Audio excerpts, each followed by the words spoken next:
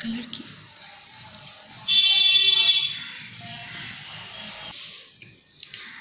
Good morning बच्चों, मैं आपकी चंद्रलेखा मैम। यह क्लास 5 के लिए वीडियो है और टॉपिक है सर्वनाम। हम लोग हिंदी ग्रामर पढ़ रहे हैं। इससे पहले आपको 2 वीडियो दे चुके हैं, उसी का जो शेष भाग है वह हम तीसरे वीडियो में ख़त्म करेंगे। तो हम लोग सर्वनाम की परिभाषा, सर्वनाम के भेद के बारे में बेहतर जाना और पढ़ा है। अब हम सर्वनाम संबंधी विशेष बातें जानेंगे। सर्वनाम संबंधी विशेष बात क्या है? सर्वनाम के साथ यदि कारक के परसर्ग आए तो वे जोड़कर लिखे जाते हैं। कारक के परसर्ग जब आते हैं तो कारक के परसर्ग क्या हो गए? ने पढ़ते हैं ना, कर्ता ने, उसी के बारे में बता रहा है। जैसे मैं और जोर ने, मैंने, तुम जोर ने, तुमने, वह जोर ने, तो वह ने नहीं लिखते हैं, उसने लिखते हैं। अब संबोधन कारक के परसर्ग केवल संज्ञा शब्द के पहले ही आते हैं। अब हम इसके बारे में जानेंगे। जब एक ही वाक्य में, जब हम ये देखते हैं कि एक ही वाक्य में मैं, तुम और वह का प्रयोग कर्ता के रूप में हो रहा हो, तो हम इसको लिखते जो हैं उसका भी एक नियम होता है। उसको हम इस क्रम में लिखते हैं, तुम, वह और मैं।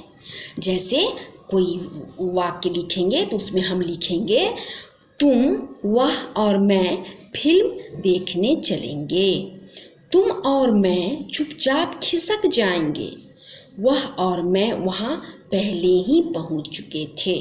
तो यह लिखने का नियम होता है। इस नियम को आप बार बार पढ़ेंगे तो आपको समझ में आएगा। तो इस तरह से आज हमारा सर्वनाम का अध्याय ख़त्म होता है। बच्चों, हम लोग कुछ प्रश्न उत्तर, फिल इन द ब्लैंक्स और यहाँ ऑब्जेक्टिव क्वेश्चंस हैं, उनको हम लोग करेंगे। यहाँ सबसे पहले प्रश्न उत्तर है। प्रश्न उत्तर में पहला प्रश्न जो है वह है सर्वनाम किसे कहते हैं। तो वह यहाँ पर हमने सर्वनाम की परिभाषा को लिख दिया है, जो है सर्वनाम की परिभाषा संज्ञा के स्थान पर जिन शब्दों का प्रयोग होता है उन्हीं को हम सर्वनाम कहते हैं, उन्हीं को सर्वनाम कहा जाता है। अगला प्रश्न है सर्वनाम के भेद के नाम लिखने के लिए। तो बच्चे, भेद अधिक हैं, 6 भेद हैं, तो यहाँ पर थोड़ा सा घना हो गया है, तो आप बुक की मदद से कॉपी में अच्छे से करेंगे।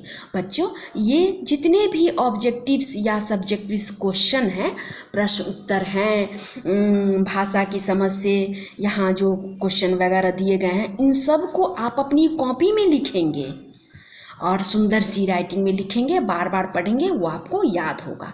तो इस तरह से हम लोग जाने कि सर्वनाम के 6 भेद हैं।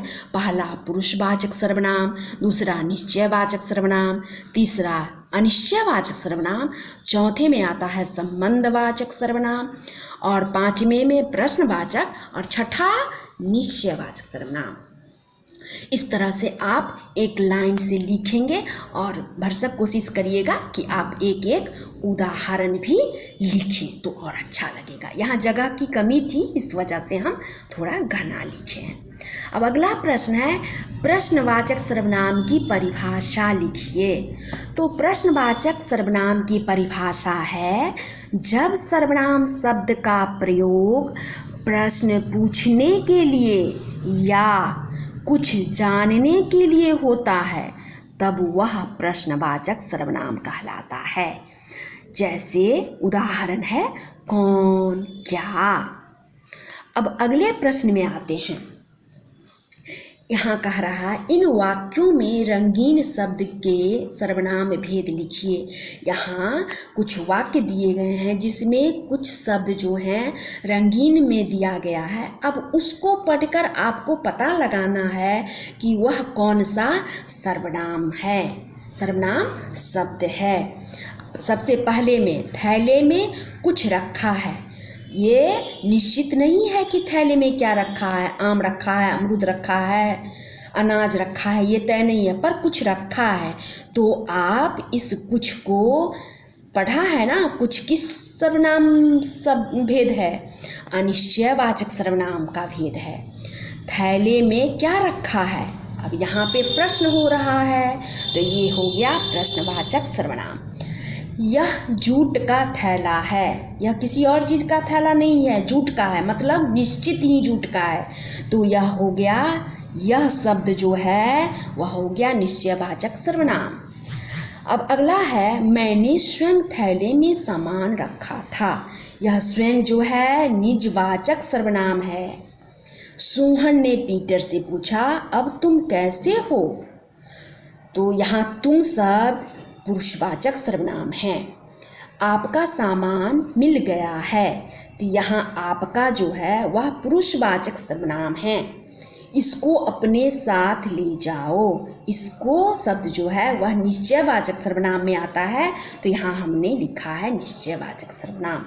वे आज ही आए हैं, वे शब्द भी आपको पुरुषवाचक सर्वनाम है, तो यहाँ पुरुषवाचक सर्वनाम लिखा गया है। इस सभी को आप अपनी कॉपी में सुंदर सी राइटिंग में लिखेंगे। अगले प्रश्न पर आते हैं। अब यहाँ पर आपको पूछ रहा है इन सर्वनाम शब्दों से वाक्य बनाइए। यहाँ पे कुछ सर्वनाम शब्द दिए गए हैं, हमारा, आपके, तुम्हारी। इससे आपको वाक्य बनाना है, बहुत आसान है। हमारा से हमारा घर जाना आवश्यक है।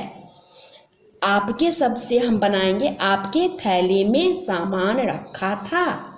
तुम्हारी शब्द से वाक्य बनाएंगे तुम्हारी किताबें मेज पर थीं। बच्चों इस तरह से हम लोग इसको किए हैं, आप लोग भी कॉपी में इसको करेंगे। अगले पेज में भी कुछ प्रश्न है। यहाँ है सही उत्तर में को चुनना है। पहला प्रश्न है इसने ही चोरी की है। इस वाक्य में आपको ये पता लगाना है कि ये इसने शब्द जो है वह कौन से सर्वनाम के भेद हैं। तो इसने शब्द निश्चयवाचक सर्वनाम के भेद है, इसमें टिक करेंगे। आप अपनी कॉपी में इसको लिखिएगा। अगला प्रश्न है जिसका इंतजार था वही नहीं आया। इस वाक्य में रंगीन शब्द सर्वनाम है, सर्वनाम का भेद पूछ रहा है। तो जिसका इंतजार था, तो यह कौन सा सर्वनाम का भेद है, तो संबंधवाचक सर्वनाम का भेद है ये। अगला प्रश्न है यह शब्द संबंधवाचक सर्वनाम का उदाहरण है। यहाँ 3 शब्द दिए गए हैं और कह रहा है कि सर्वनाम संबंधवाचक सर्वनाम का उदाहरण कौन सा है, वही, वह, यह। तो यहाँ सही उत्तर है वही। अब यह पाठ से आगे का है, तो यहाँ इसको भी हम कर दिए हैं। आप इसको पढ़ेंगे तो समझ में आएगा।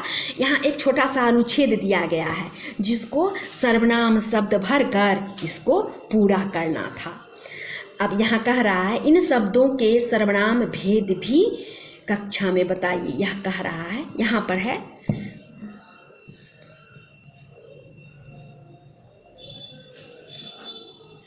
यहाँ वह मोहन ही था।